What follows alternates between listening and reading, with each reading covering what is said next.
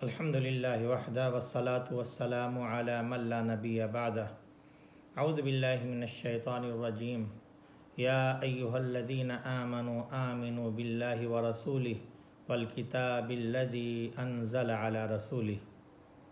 معزز سامعین و مشاہدین کرام، اس امت پر اللہ کی سب سے بڑی نعمت قرآن کا نزول ہے۔ اس کے الفاظ میں خیر و برکت ہے، اس کی تلاوت میں سکون قلب ہے، اس کے معانی میں ہدایت و رہنمائی ہے، اس کے پڑھنے پڑھانے میں عظمت و فضیلت ہے، اس پر عمل کرنے میں ابدی سعادت ہے۔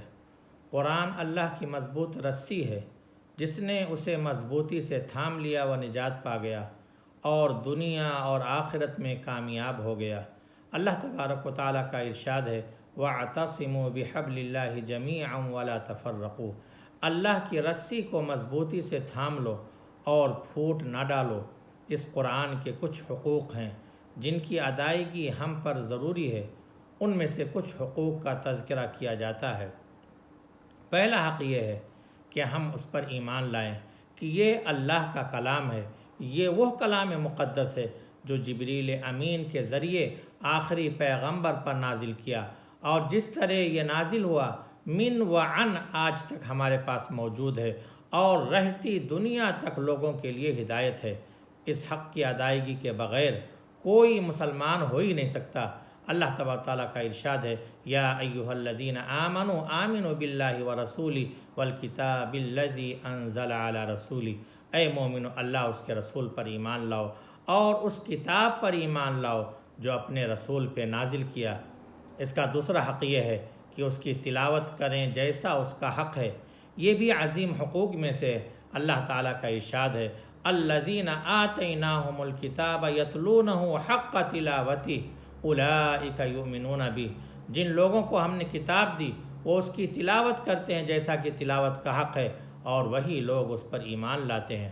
قرآن کی تلاوت کا مطلب یہ ہے کہ خشوع اور خضوع کے ساتھ حصول اجر و ثواب، برکت و نصیحت کے غرض سے پڑھا جائے۔ قرآن کا پڑھنا ایک بہت بڑی عبادت کے ساتھ ساتھ ایمان کو تازہ کرنے کا مؤثر ذریعہ ہے، کیونکہ اس کی تلاوت روح کی غذا ہے۔ اس کا حق یہ بھی ہے کہ اس کو یاد کریں، پورا نہیں تو جتنا ممکن ہو۔ اللہ تبارک و تعالیٰ نے حفاظ کرام کی تعریف کرتے ہوئے انہیں اہل علم کہا ہے۔ اللہ تبارک تعالیٰ کا ارشاد ہے بل هو آیات بینات فی صدور الذین اوتوا العلم۔ بلکہ یہ تو روشن آیتیں ہیں جو اہل علم کے سینوں میں محفوظ ہیں۔ اس کا ایک حق یہ بھی ہے کہ اس پر غور و فکر کریں اور نصیحت حاصل کریں۔ اللہ تعالیٰ کا ارشاد ہے کتاب انزلناہ الیک مبارک لیدبروا آیاتہ ولیتذکر اولو الالباب۔ ہم نے یہ بابر کی کتاب آپ کی طرف اس لیے نازل فرمایا ہے کہ لوگ اس کی آیتوں پر غور و فکر کریں اور عقل مند اس سے نصیحت حاصل کریں۔ اس کے حقوق میں سے یہ بھی ہے کہ اس کی تعلیمات پر عمل کریں۔ یہی اس کے نزول کا سب سے اہم مقصد ہے کہ اس کے اوامر کو بجا لایا جائے اور نواہی سے بچا جائے۔ جو شخص قرآن پر عمل کرتا ہے اسے ہدایت سے نوازا جاتا ہے۔ اللہ تبارک تعالیٰ کا ارشاد ہے قد جاءکم من اللہ نور وکتاب مبین یہدی بہ اللہ من اتبع رضوانہ۔ تمہارے پاس اللہ کی طرف سے نور اور واضح کتاب آ چکی ہے، اس کے ذریعے سے اللہ انہیں جو رب کی رضا چاہتے ہیں سلامتی کی راہ بتلاتا ہے۔ اللہ نے قرآن پر عمل اور اس کی اتباع کا حکم دیتے ہوئے ارشاد فرمایا وَاتَّبِعُوا أَحْسَنَ مَا أُنزِلَ إِلَيْكُم مِّن رَّبِّكُم مِّن قَبْلِ أَن يَأْتِيَكُمُ الْعَذَابُ بَغْتَةً وَأَنتُمْ لَا تَشْعُرُونَ۔ اور پیروی کرو اس بہترین چیز کی جو تمہاری طرف تمہارے پروردگار کی طرف سے نازل کی گئی ہے، اس سے پہلے کہ تم پر اچانک عذاب آ جائے اور تمہیں اطلاع بھی نہ ہو۔ قرآن کے حقوق میں سے یہ بھی ہے کہ اس کے مطابق فیصلہ کیا جائے۔ اللہ تبارک و تعالیٰ نے اپنے پیغمبر کو حکم دیا انا انزلنا الیک الکتاب بالحق لتحکم بین الناس بما اراک اللہ، کہ ہم نے تمہاری طرف حق کے ساتھ کتاب نازل فرمائی تاکہ تم لوگوں میں اس چیز کے مطابق فیصلہ کرو جس سے اللہ تبارک و تعالیٰ نے تمہیں شناسا کیا ہے۔ اس کے حقوق میں سے یہ بھی ہے کہ قرآن کو سیکھیں، دوسروں کو سکھائیں۔ رسول اللہ صلی اللہ علیہ وسلم نے قرآن کے سیکھنے اور سکھانے کی ترغیب دی ہے آپ نے فرمایا خیرکم من تعلم القرآن وعلمہ، تم میں سب سے بہتر وہ ہے جو قرآن سیکھے اور سکھائے۔